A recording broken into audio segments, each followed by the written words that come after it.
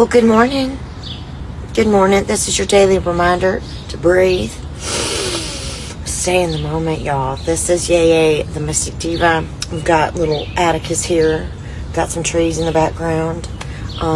So I just wanted to talk about spiritual wellness, right? Spiritual hygiene, which ties into the mental health month. I think it is. If not, it is now.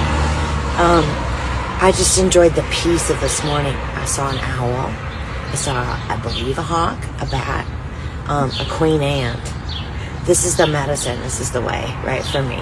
Nature girl right here. Aside from the other stuff, the peace in each moment, and to observe and to be in your body, because it'll lead you every time, y'all. Just want to give a shout out. Morning. And also, of course, don't forget to say a shout out to your ancestors.